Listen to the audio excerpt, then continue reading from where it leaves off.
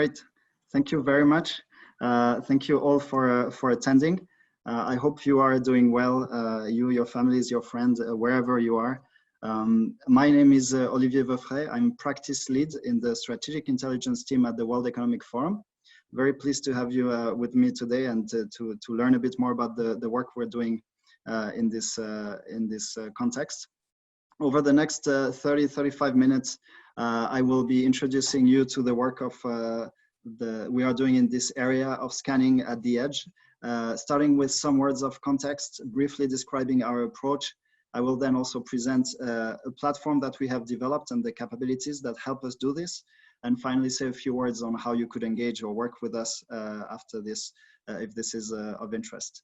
Before I start to talk about that specific work stream of the horizon scanning that relates to horizon scanning at the edge, I thought it's important to give you a little bit of a sense of what the broader organization is, for two reasons, because I find most people have a very different understanding of what we do and sometimes only see a small part of what we do. So I'd like to maybe clarify this. And I think it's important because the work that we do is very closely linked to that broader institution we work in and build on that. So in a nutshell, I think when I tell people I work at the World Economic Forum, most of them have this image that come in mind. So this is not where I work. We are not based in Davos in the mountain. We're based in Geneva, in New York, in Beijing, and in San Francisco. And this is not everything that we do. This moment, this place is very important for the organization. It's where everything started, if you want, 50 years ago. It is also where we meet and have our annual meeting in early January every year. And it's important because it helps us set the stage and plan for the year ahead with the different networks and communities that we work with. I think if there were three things just I would share to explain who we are. First of all, we are an international organization. We focus on public-private cooperation. I think there are three concepts or three areas that are also quite core to our DNA. The first one is the multi-stakeholder concept. So everything we do, we involve private, public, civil society organization, academia, so on and so forth. We are global in scope and we are also independent. So if you look at other type of international organizations, they have member states behind. We are not in that situation, so we have much more independent in that regard. And also in terms of the purpose of what we're trying to do is really to bring leaders at the same table, on the same platform, to discuss and to shape the future of different areas that we're looking at as an organization. We started as an organization that was, for a couple of years, 50 years ago, really engaging the business community, but very quickly we understood that this was not sufficient. And if we wanted to have an impact, we need to bring on board public figures. So here, government, civil society, the researchers and scientists from academia that help us really understand the issues we're looking at. Also, broader networks of experts. Later on, we also added the social entrepreneurs. We added innovators. So here we have now working with a wide range of startups and scale-ups that are reshaping industries, inventing new business models, bringing emerging technologies to market. And we also, something quite important, but not really what we are known for, we also try to engage the next generation of those leaders, whether they're in private, public sector or academia. So we have communities of young people, less than 30, less than 40 years old, that are very active locally, and we work with them also quite closely. What these people do and all our stakeholders do, initially they were just meeting at events, and then very quickly we realized if we wanted to have a bigger impact, we needed to have a possibility for them to work together on the longer term, to kind of build social capital, so that they could really be closely knit communities. And then later on also we brought this concept of projects to catalyze those efforts and trying to have a bit more impact than just meeting once every few months and then everyone going back to their own organizations and work. So I think this is some of the high level things I wanted to share about the organization. And maybe before I move to really what the topic of that talk, I'd like to say that we are actually focusing on a broad range of areas. We have about 20 key areas of focus. You would see here just a few examples of them. We would be bringing all of those people and networks that I mentioned before on topics such as the digital economy and new value creation, future of energy, mobility, advanced manufacturing, production, global public goods. So here, for instance, looking at topics or issues such as water, oceans, natural resources, so on and so forth. We also have a lot of those areas that look at governance of technologies. So you see here a data policy. We do the same for blockchain, IoT, artificial intelligence, biotechnology.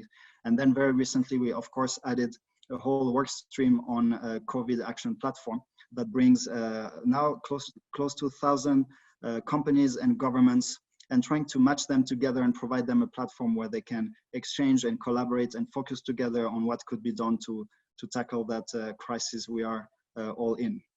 So this is, again, the purpose of that is to show you what is the broader context in which the work I will introduce now is embedded, and also to show that the forum is a bit more than just an annual event in the mountain once a year. In terms of our approach, here I'd like to set the stage in a way with a quote from John Hagel that I'm sure most of you are familiar with, who was trying to understand how change takes place in the economy. And basically what he said and what he discovered is that there is a pattern, and this pattern is that the edge transforms the core. That means that basically change, disruption comes from the edge. It comes from a broader context, and it comes very often from external pressure. And this can happen rather quickly. We have many examples of that. And change and disruption, of course, doesn't have to be something negative, but will most likely be if we are not prepared for it, or if we don't see it coming. And an interesting example of that, just one example amongst many others, from a bit more than a year and a half ago, with the oil industry. You see here some headline from the Financial Times saying that petrochemical is to become the dominant driver of oil demand growth, according to the International Energy Agency. Just a few months later, same place, same type of headline, different tone. The war on plastic will dent oil demand much more than anticipated. So shortly after this, we had the opportunity to meet and discuss with the strategy officer of one of the global oil company, who was telling us, you know, I have in a way an army of analysts and researchers that are looking at all of the different trends happening around my industry and within my industry. And I have to admit that I didn't really see that war on plastic coming. We were, as an organization, blindsided by that, and we're not really prepared for that. So this happened very, you know, last minute. We realized this, and we weren't fully prepared. We didn't see that coming. And I think my guess is that this is probably not a problem of resources. We can imagine that a company like this one can hire the best talent to do this type of work, have access to the best tools, but the challenge is probably simply a mismatch, if you want, between the way the economy or the world works, and we've seen that from what Hegel was saying, and the way that we are trained, or the way that we think as individuals, and also just simply that we cannot be experts in everything. So I think the question here is probably a question of perspective.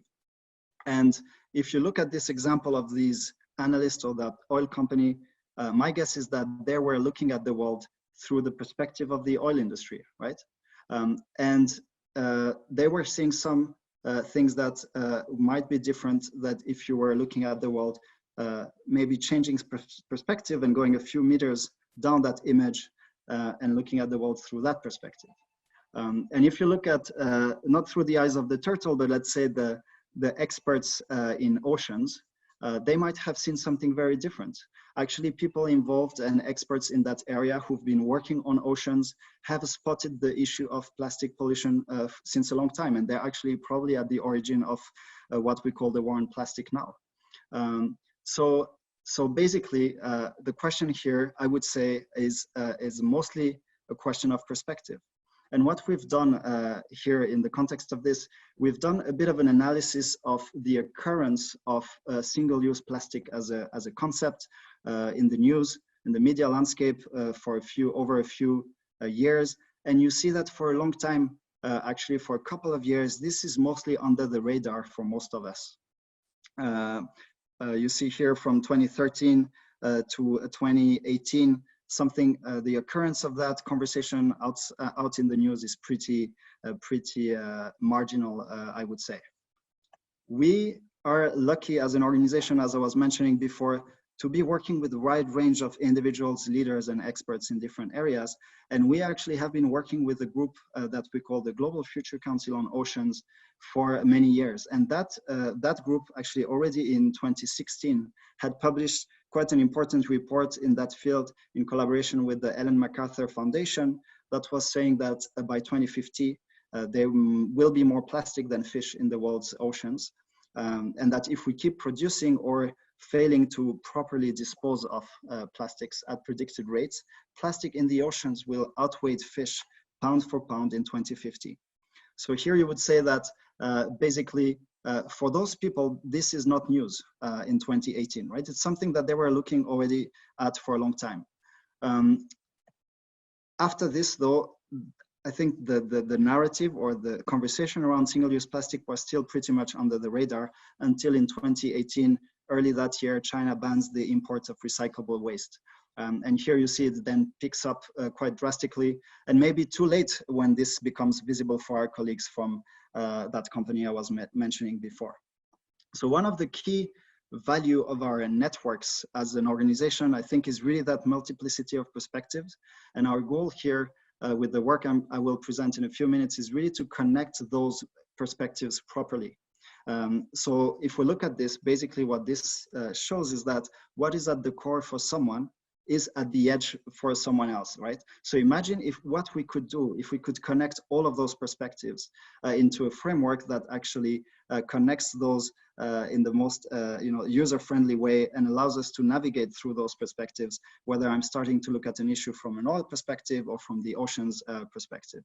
So that's really our ambition with the work that we've been doing for a couple of years. And we've done that to basically help the users that we work with avoid blind spots, broaden decision frame, overcome some of their institutional biases, and connect with the relevant expertise. And in a way, you could argue that we've been doing this for about 50 years as an organization, mostly in an analog way at our events and meetings. And the ambition now is really to move this into the digital world, provide this, to make it available, whenever needed, and also to a much broader audience. And how we do that, our approach very simply is that all of the insights, perspectives, knowledge comes from two different sources. First one is what I would call here the human intelligence, so those networks of experts and leaders we work with, but also amplified by machine intelligence. And here we've developed in the last couple of years automatization process that allows us to scan through.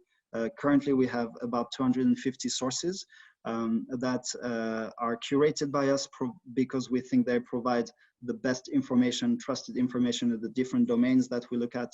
And basically what we see here is that we have about 1,000 articles and reports that are scanned through and plugged into the relevant areas of our platform on a daily basis. And all of that is organized in that dynamic visual framework that you will hear a bit more in a couple of minutes that we call transformation maps. And for each of the different issues that we look at, whether this is oceans or whether it's the oil industry, this allows us to do two very simple things. The first one is to prioritize what is at the core of those issues. And this is what you would see here, the node in the inner circle of the framework. But also, to Hegel's point, it also helps us to highlight what are some of the developments in the edge or in the wider context of these areas that might be driving change to and exerting pressure and influence on those areas. So really two things: prioritization of what's at the core, highlighting what is relevant at the edge.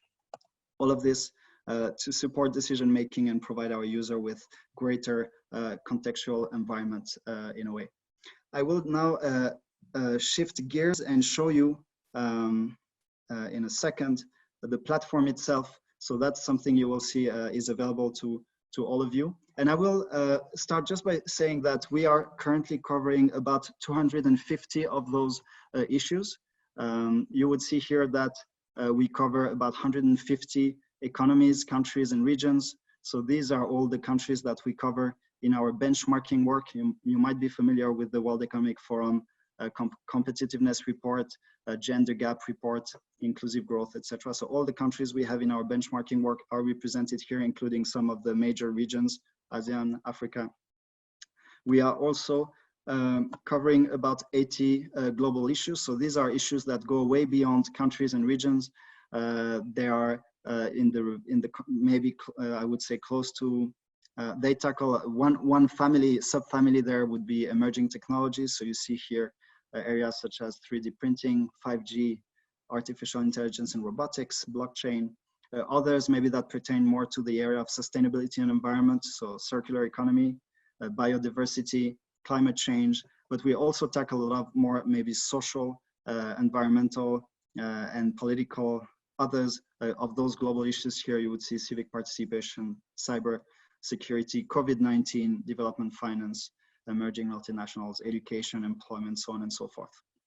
And finally, we also cover about 20 industries here. So these are the 20 industries that we work with at the World Economic Forum. And as a way to show you the type of thinking and capabilities that we have built on that platform, I will start with the example I was mentioning in my introduction. So let's take oil and gas industry. And here we've seen, if we look at the story I was telling before, this army of analysts, they're probably very knowledgeable and know very well what is happening in terms of energy geopolitics. So how some of the geopolitics are reshaping the industry. Also the dynamics for supply, for demand, the latest innovations in the sector, implication with the environment, etc. So basically very knowledgeable to what is at the core of the industry, which you will find here.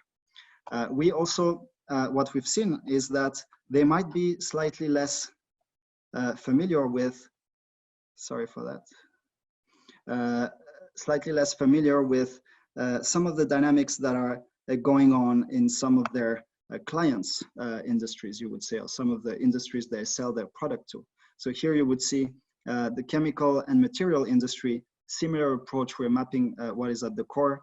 Those analysts from this big oil company probably are quite aware of the China coming into that industry quite heavily. Some of the public perception that this industry is suffering, but seem to be less, at least based on that example, much less clear about some of the conversation that are ongoing in that industry around sustainability.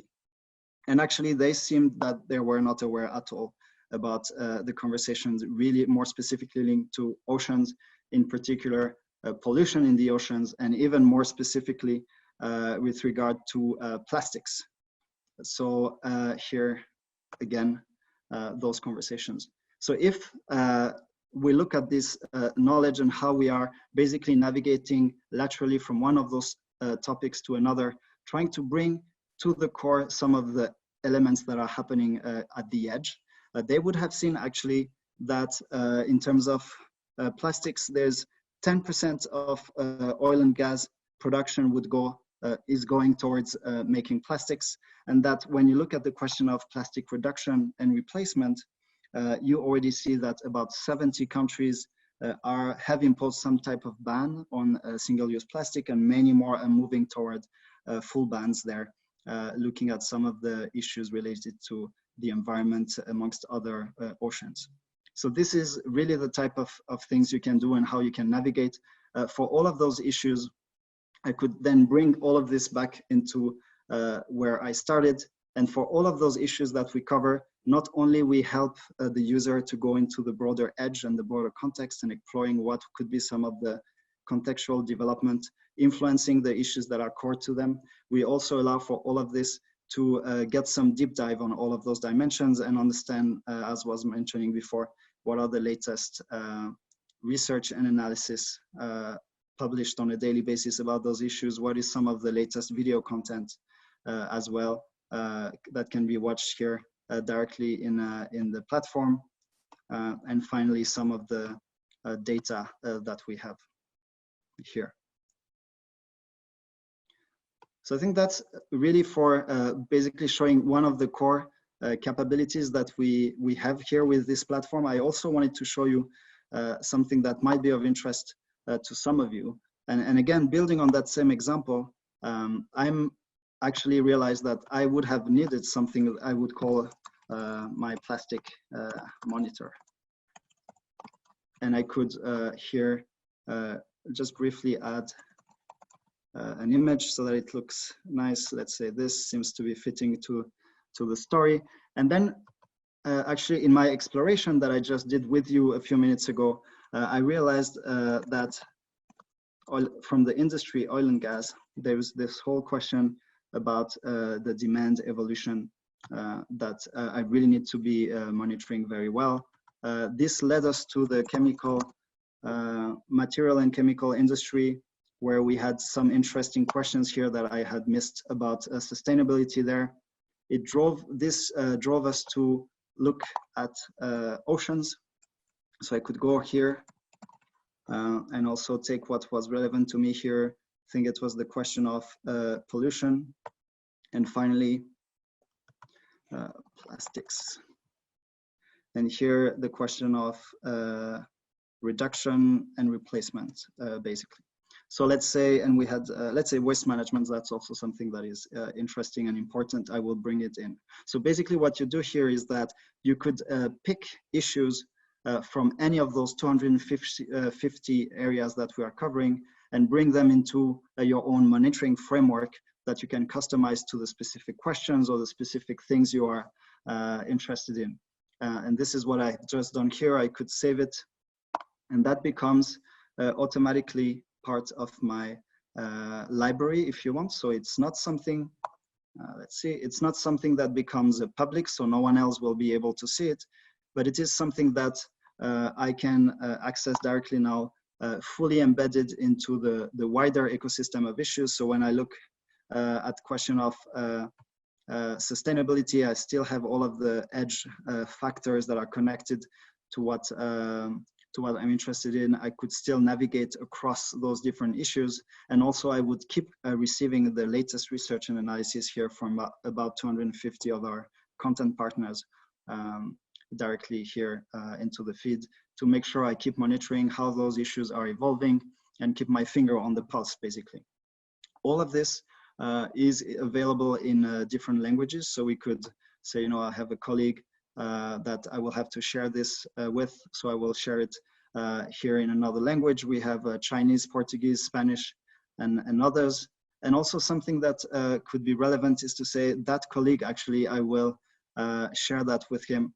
And I want a short PDF briefing of that so that he can take this and directly see the issues that I am interested in and want to share with him. So I'll just shift screens here, and you would see here for what I have just developed.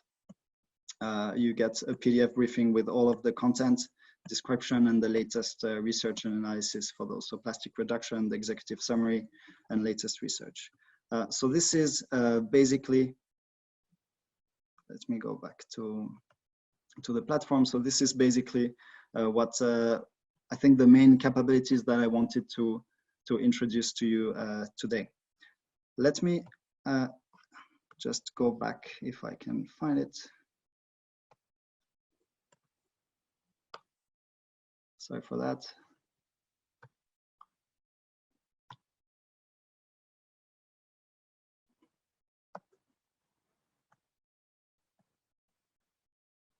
So now I wanted to say a few words on how you can engage with this work.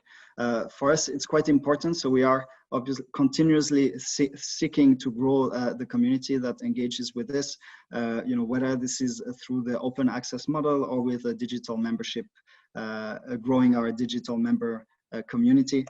Here, the open access gives you access to a basic feature of the strategic intelligence. So that's something that anyone can access for free. You just create an account and then you can navigate all of those 250 issues and some of the related content. Or the other option we have is digital membership. So this, if you are working with a company or an organization that is member or partner of the World Economic Forum, you might see that you will have directly access to that digital membership option. If you're not, it's something that we also offer for a subscription base every month. This will give you access to the advanced feature on the Strategic Intelligence platform. It also allows you to shape the content that we provide through the platform. That's quite important for us because we, most of you are also working on those issues on a daily basis, and you have some knowledge that we want to hear from, helping us maybe fill some of the gaps we might have, help us prioritize, help us identify new sources that we could monitor, so on and so forth. And finally, also, you also get here with this digital membership subscription, the automatic invitation to regular webinar briefings where we feature a member of our expert network here. We have about between 2 and 4 every month, ranging from an expert on a blockchain to international trade. And earlier this week, we had a panel looking at business resilience in the context of COVID-19. So these are the type of issues that obviously we cover in our platform, but we also try then to connect our digital members with the people that are behind driving some of the knowledge behind those issues. Next steps, I think for those interested, it's very simple. You can sign up here, you have the link. You could consult our onboarding kit. After you sign up, you will also receive that automatically through email. This onboarding kit includes some tutorials, context, FAQ, and also some use cases of how some of the organizations and individuals that we work with have been leveraging this for their projects, for the team, for some strategy process, scenarios process, and so on and so forth. And then, of course, any question or issue, feel free to reach out, whether this is technical or whether you have some suggestions on how we could improve that. This is work in progress. It's a platform we release new developments many times every year. So we also count on users to feed their feedback and ideas back to us so we can build on that. And just now, before I close, this is again, just to mention that we also have an app where you could access most of what I've introduced today. So you have a QR code here, and again, the link to the platform so that you could sign up if this is of interest. So thank you very much for this. I hope that gave you a fair introduction of what we're trying to achieve, what we're trying to offer, and we hope some of you will be interested in working with us through that platform as well. I'll pause here now, and I will take a few questions that I have received. Just let me briefly take a look. Okay.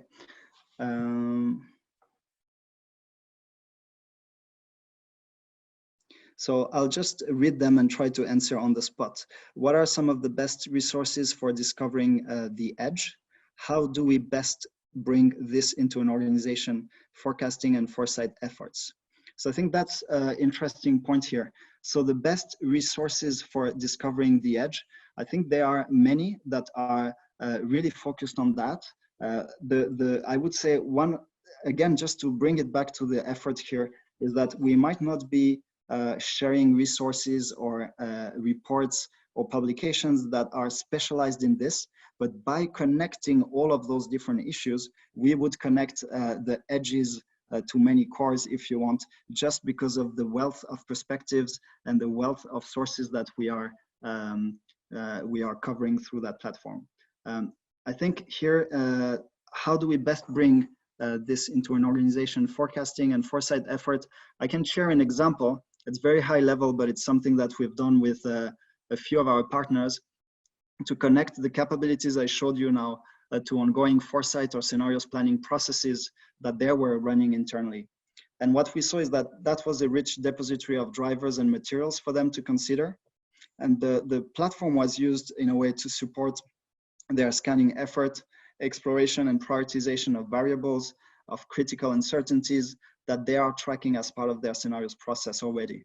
And one of the feedback points that we get from that is that the value in having this as a complement to their ongoing efforts in foresight and scenarios planning is that it brings that diversity of perspective. And in a way, it has become complement to the work that their teams were already doing internally, and a way to stress test some of those internal assumptions that are being made about variables that their scenarios process builds on. So we've actually included the platform as a way to stress test the conversation that the teams, and to feed into the conversations that the team were having in those organizations at different stage, I think, as a way to scan for drivers, as a way to prioritize and spell out, for instance, critical uncertainties, and bring different perspectives at that stage as well. That was some of the points where this was quite clearly connected. And finally, also as a way to monitor the potential evolution that could kind of affect or help them refine their scenarios over time. So capturing scenarios as custom maps as well, and seeing what's the latest that would come, and might have those to be redrafted or kind of updated. So I think that was for the question. Thanks for that question. Let me just go through a few, and if I have, you can also keep on asking. I will try to answer as many as I can. Here, how large is the program analyst teams? So the team behind that platform and the work I introduced to you is about 12 to 15 people. So of course we have some that are more on the product management side. We have some that are into the building and making the networks of experts behind this platform as dynamic as possible. And we have those also that help us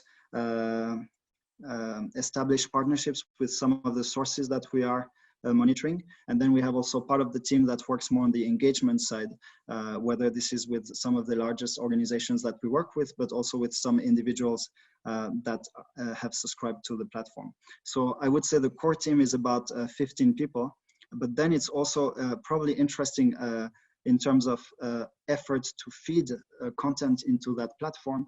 Beyond this team, I think the whole development of that platform have somewhat transformed the way our organization at large is working. So each of the different project teams, research teams that would be working only on climate change or on the future of mobility or on the future of advanced manufacturing and production, they had kind of to go through a shift where they would also, through the project and the work that they do, systematically feed back the insights, the new experts, the new publication and sources that we should monitor to us. So core team is about 15 people, but this kind of triggered also in a way a larger transformation in the organization, where we have a wider network of colleagues that help us curate and feed information into this. Great. So membership, if it is for free. So if you are part of an organization that has a partnership with the World Economic Forum, this is something that is included in that wider partnership. So in order to find out, I would suggest that you sign up with your professional email account and not your personal email account. So that will be a way for you to see if you get the enhanced or the basic access. And if you're not part of that category, I think we are now asking for about 30 euros a month for the individual subscription. So it's monthly basis here. Is it possible to contribute new data points, knowledge, nodes, etc. to the source? Yes, thank you for that comment and question. So of course it is. We're always looking to expand the pool we are scanning from. And I think here there's different levels for people to do that. The first one is through I was mentioning before, for the digital membership, you have one area where you can shape some of the content that we have. So you can take very short online surveys for each of the 250 issues. So if some of them are very close to your expertise, you could help us shape them. You could help us identify gaps there, share some ideas of who are some of the experts we should be working on on these issues or publications we should be scanning. Then, of course, we also have some, I was mentioning some broader partnerships with universities, think tanks. So if you are representing one of those organizations, we could also, you should probably reach out to the intelligence@weforum.org email, and then we could discuss if we could establish a broader institutional partnership there. thank you again for that question.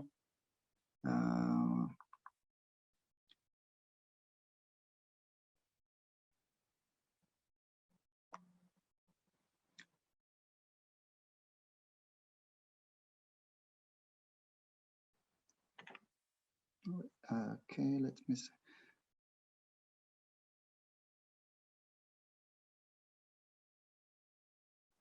So let me go through a few here.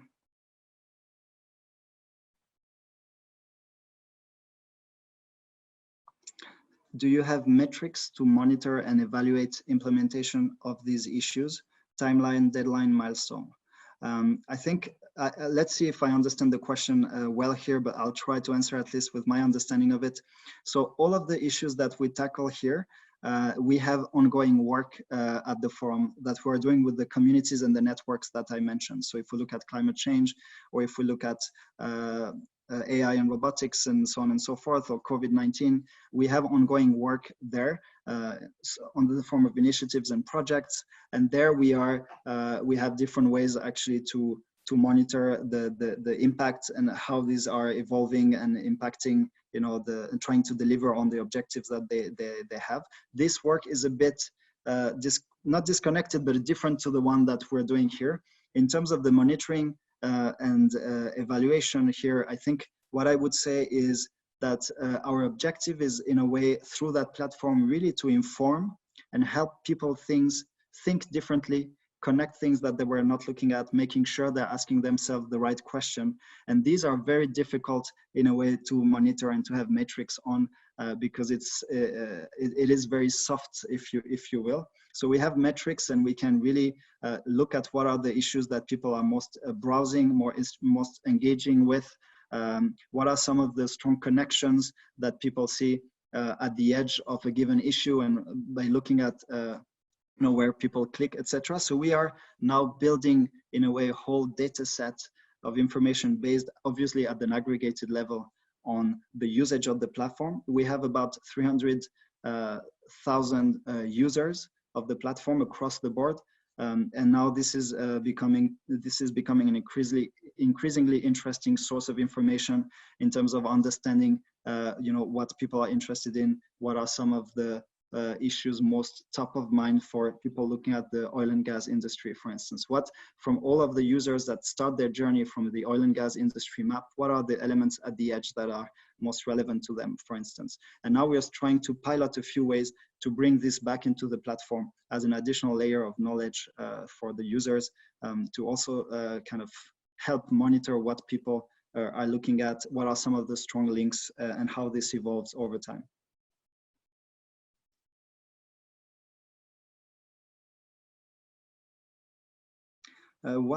Sorry, I missed it here. The type of methodologies we use to tap into the collective intelligence of the stakeholders. I think here, very different levels. The one that is really at scale is what we're doing automatically through the scanning of the research and analysis on a daily basis.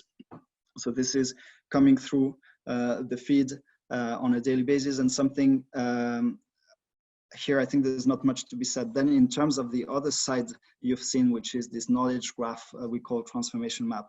Here we also have different levels. For each of those, we are constantly polling the experts in those different areas digitally to help us identify, again, gaps. So the same thing I was mentioning for users, we're doing with our experts. So that's a way to really constantly get feedback and insights and that collective intelligence at scale.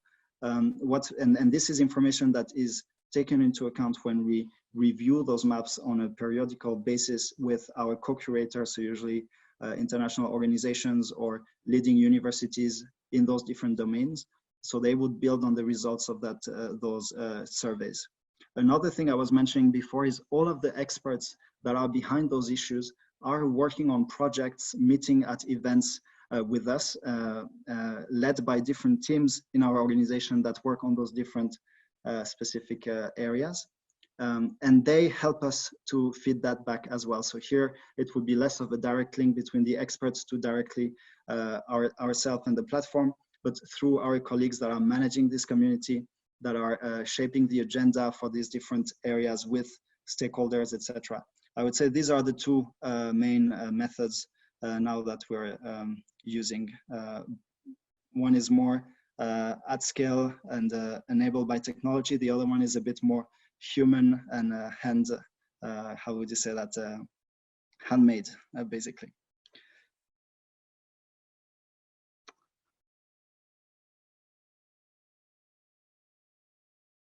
A question about if we link risks identified in our global risk report annually published by the World Economic Forum and those transformation maps. So we have a data set here from the risk work that is available. You will see also we have a global risk map. So one of the 250 areas is actually a risk map. And then what we do is that we segment part of this data related to different issues, and then we plug this into the other relevant issues. So if, let's say, I think this year a lot was around the risk related to climate change, all of the data we have for that specific subset of the global risk report will also be resurfaced in the climate change map and other sustainability related maps. So yes, we connect that. I'm sure we could do more there, but it is already being connected. What's your suggestion for individuals or organizations to build their own signal scanning database step by step? I don't know if I should have picked that one because it's quite a complicated, probably an extensive response I should give. I think there's different, I don't know. If I start to tackle this one by saying, using, of course, leveraging what I was mentioning here, so leveraging this platform to help do that, what we've seen is that most of the organizations that we work with, so whether these are global companies leading in their industries or smaller actors, more of regional players, or some of the public organizations, is usually the way they use this to do exactly what was mentioned in that question is to say, these are my strategic priorities. Let's take a private sector organization. They have these 6 strategic priorities for their 2030 plan, basically. So what they would do is that they would try to relate, take from our wealth of insights. So you see we have 250 areas, each of them a bit less than 10 nodes. So that you have a lot of different nodes, and what they would do is that they would go in and start customizing a map with bringing the nodes that relate the most to their strategic priorities. In some cases, they would, let's say you have 5 strategic priorities, they would build them up with 5 nodes. In other cases, they would be building 5 maps, one for each of their strategic priorities, bringing really the most relevant contextual factors related to that strategic priority. And this becomes, in a way, the way they would go about leveraging the platform over time to scan relevant content there, and some of those emerging signals. Something I haven't mentioned, because I think it's also probably you would be a minority in that virtual room to be in that situation, is that the individuals that work with us, that are engaged in our projects, in our communities, that attend our event, on top of what I have showed to you, they also see the different initiatives and projects that we have related to those issues, and also the different experts and stakeholders that are working on or shaping those issues. So what we see instead of, in terms of that monitoring the signals and things that emerge around these strategic priorities, then there's also a lot that is being done by connecting them to the different work streams and to the different individuals and communities that we have in those areas, not only to absorb information, but also to be almost part of coalitions that are working on those issues. I don't have visibility on the timing. Let me see. How much time do we have left? It's okay, Olivier. We have like something like 6-7 more minutes. Okay. So let me take again some of the questions if we have anything else. Feel free to jump in if you saw something I haven't tackled that you think is interesting. Thanks. What's the internal team background diversity? How about collaborators? Are they all with foresight background? internal team background diversity, I think, of course, quite balanced in terms of gender and in terms of origins. We have people from different regions of the world. The organization per se is quite diverse. So that's kind of represented in the team. In terms of training or the type of the training they went through, we also have quite a diversity here. We have a team that is really more focused on data science and analysis. So you have data visualization as well. Then we have people with more of a political science and public policy background, people with business and economists as well, and communication, etc. So we have some diversity here. But I think really the diversity, if we look at the content that we are providing, comes from the network. And this is the people that we work with as an organization, not the people that we have in the team. And the question, there were, are they all with a foresight background? No. But a few of us actually had that background, and I think you would see that it is quite infused somewhat in the platform.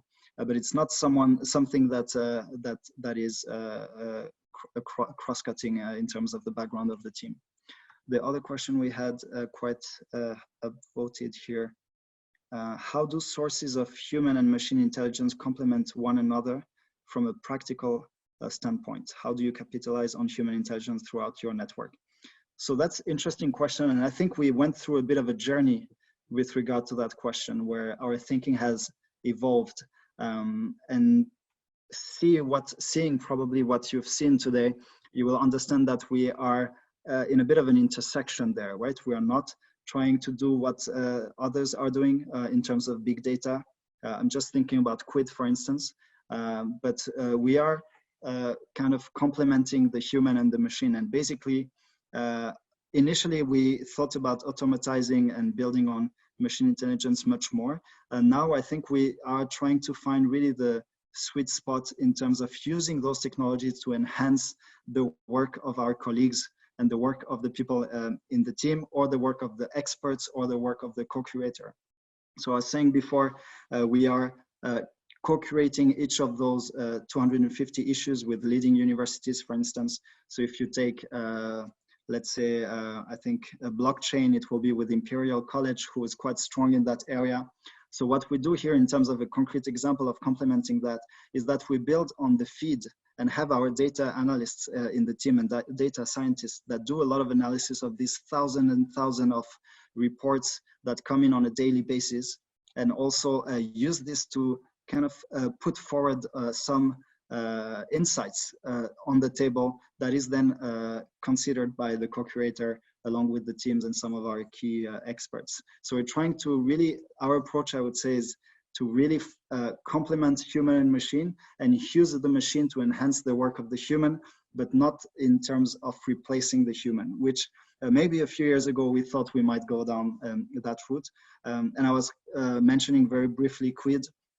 I think here we're not trying to go on big data. And that's also something where I would say we landed with that work now. So it is something, automation, machine learning, we are heavily doing this. But we also believe that as an organization, our strength and our niche is with the networks that we have. And those networks are networks of humans, and they are still a human scale in a way. We're talking about thousands and thousands individuals. We're not talking about millions. So there we still have the opportunity to work in a more kind of traditional way with them, although we leverage the technology to help us inform those conversations and that curation we do with them. I think this one was answered.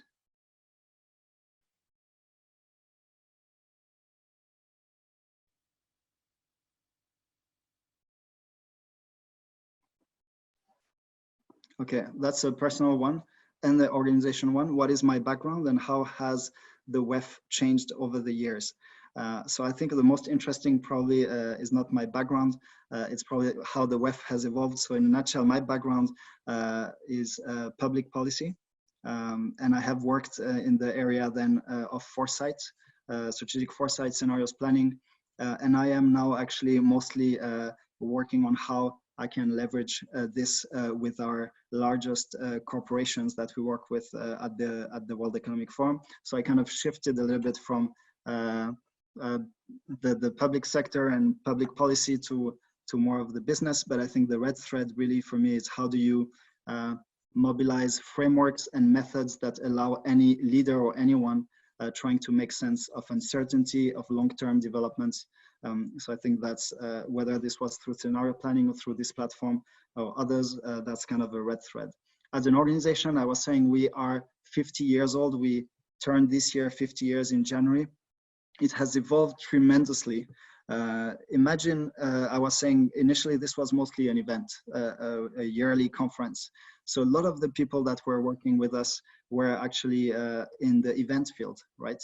And then as we grew, we started needing different type of people. So we had a lot of people that are more then into the community management. So community managers, they're kind of growing networks and communities, engaging them, helping them to bond and work together in a way. So that's something that is also one of the big functions that emerged a bit later on. And then we also had a lot around projects I was mentioning. So here a new type of skills also that came in. And now I think if you see, even in terms of topic areas, not just the type of skills, it has changed tremendously. So for instance, no one would have thought that we would, if you look like even like 10 or 15 years ago, we had no one in the area of data science. Now we have a whole team that works on that just in our team. So all of this, I think, I was mentioning briefly the evolution of the forum, and you would really clearly see that reflected with the type of person that have joined the forum over the years. It's also an organization that went from just a few to I think now about 700 people over 3, 4, or 5 offices. So I think there is a lot also in terms of professionalization of the staff as well, and there is a kind of a steep curve there. So yeah, so I think that would be just in a nutshell also a few thoughts here.